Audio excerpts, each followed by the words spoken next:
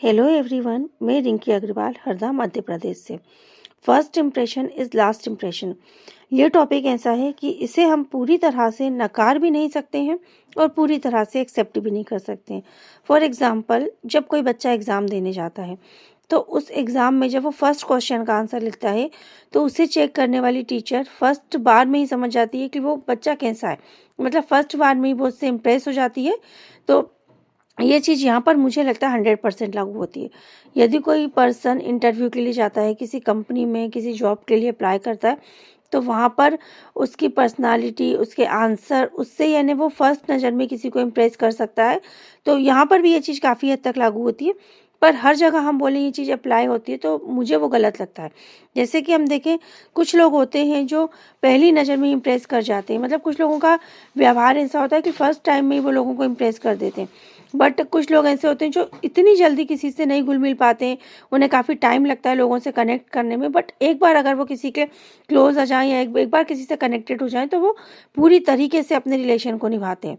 तो वो यहाँ पर किसी को एक बार में जज करना कि ये पर्सन अच्छा है या बुरा है, मेरे हिसाब से गलत होता है। मतलब आपने सुना होगा ना, डोंट जज a book its by book cover. तो हम यानी किसी बुक को उसके कवर से मतलब जज करें कि वो कैसी है, वो मेरे हिसाब से गलत होता है। हम कोई खाने की चीज़ है, यदि हम उसको देखेंगे तो कई बार वो दिखने में मतलब इम्प्रेस हो जाते हैं, वाह कितनी यम्मी लग रही है, कितनी टेस्टी है।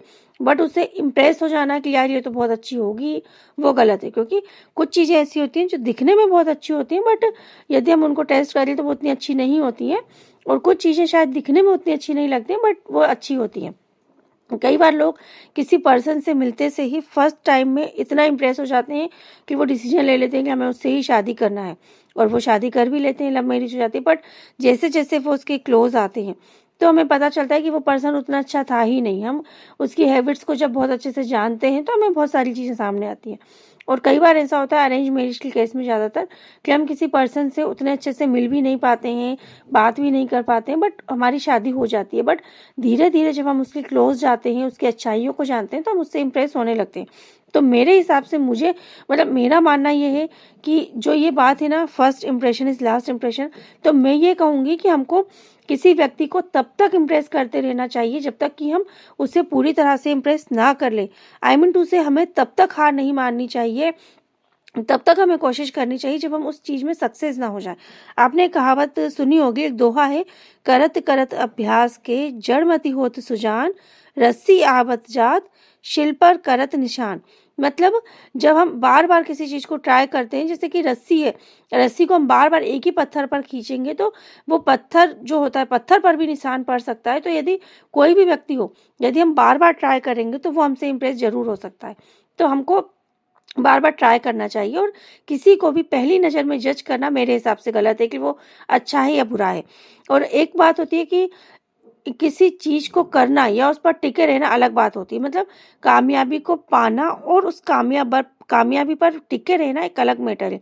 तो यदि कोई हमसे इम्प्रेस हो जाता है, हम किसी को इम्प्रेस कर भी लेते हैं, तो हमें उस इम्प्रेशन पर टिके रहना चाहिए। अपने अपना व्यक्तित्व ऐसा बनाना चाहिए कि वो व्यक्ति हमसे हमेशा इम्प्रेस रहे।